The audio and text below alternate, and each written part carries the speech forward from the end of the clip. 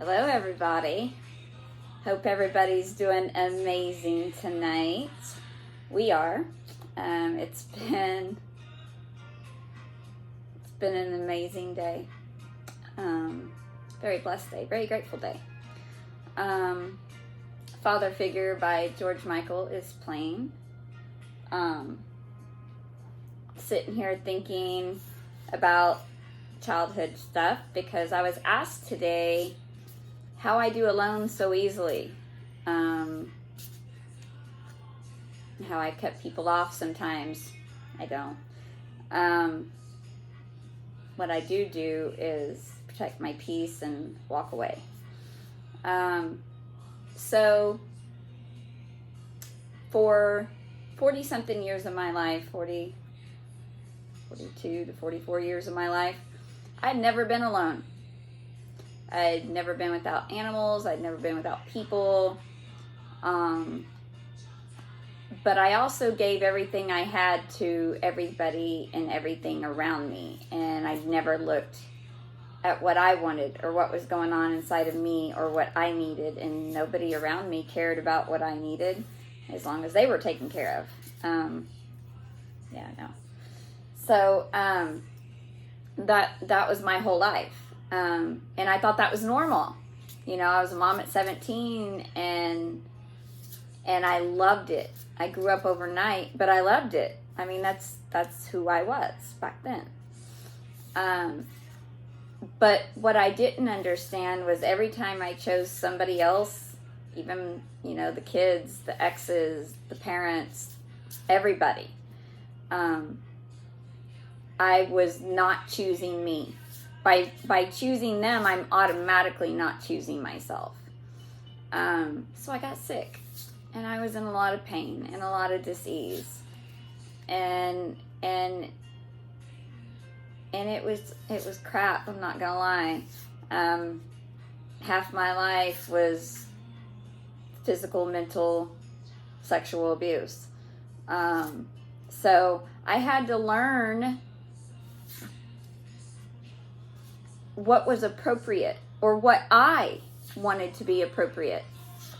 It never felt right to me, giving everything to everybody else and not really getting a whole lot in return. But I was used to it and people pleasing, you know, and that's what I did. But when you have a lot of inner child wounding and you're so worried about everybody else around you, you forget about yourself.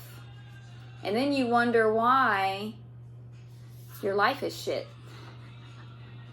You wonder why you're so sick. You wonder why you get headaches, migraines. You wonder why you get stomach upset and pain everywhere, you know, and nervous disorders, and, you know, that's why. Because you're so worried about everybody else. Who's worried about you? So, I don't easily walk away from people. I easily back off from people. There's a difference. I don't run. People run from me typically because they get scared, but I don't run.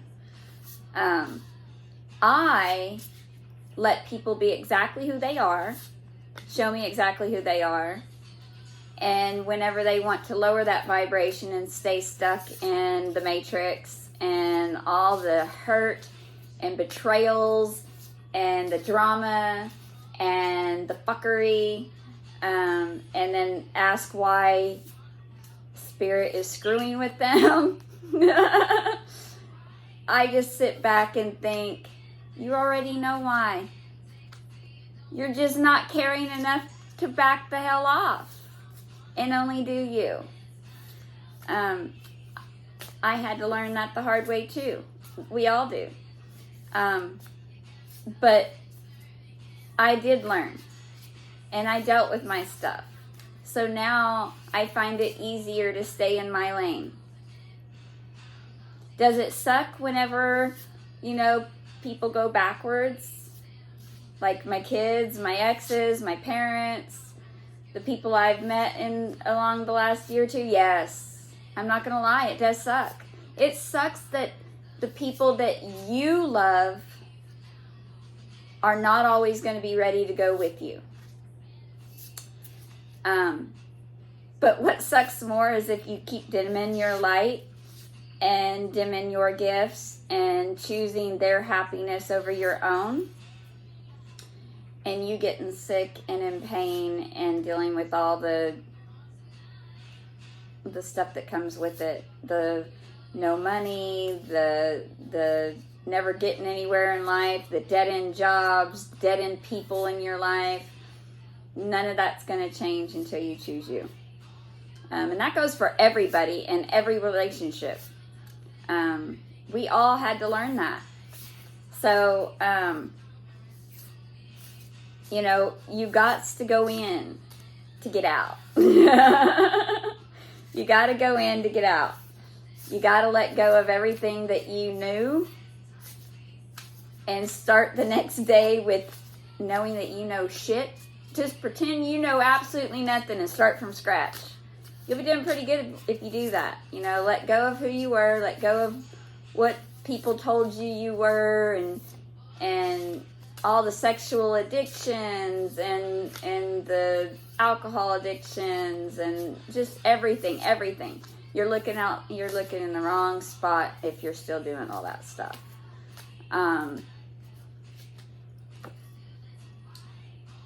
Let it go. Number 23. Let it go. Let go of all that no longer serves you. Looks like a tree with roses on it or something. So let it go. You got to let go of everything that no longer serves.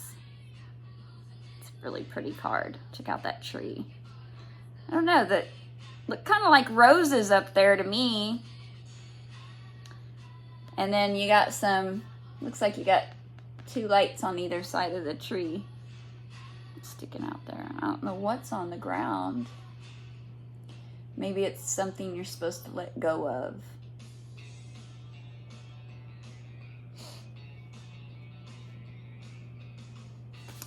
Anyhow, I hope that helps.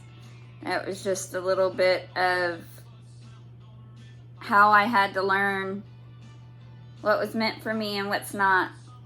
If it's hard, if it's confusing, if it's difficult, it's not meant for you. It's not of God. Things that flow, that's easy, no fighting, no drama, it just works, and you can have conversations like that, that's meant for you. That's easy. I've met those people, so I know. And if I exist, then my counterpart exists. I know other people out there like me exist. So it's possible, is what I'm telling you. Even if I'm not the one for whoever, because I'm not meant for everybody, right? And you're not meant for everybody. So even if you're not meant for them, if you exist, then your alternate exists. But you've got to rise up and find that inside yourself first. Good night, everybody. Love you all. I had to add one more thing because I was listening to Abraham Hicks today.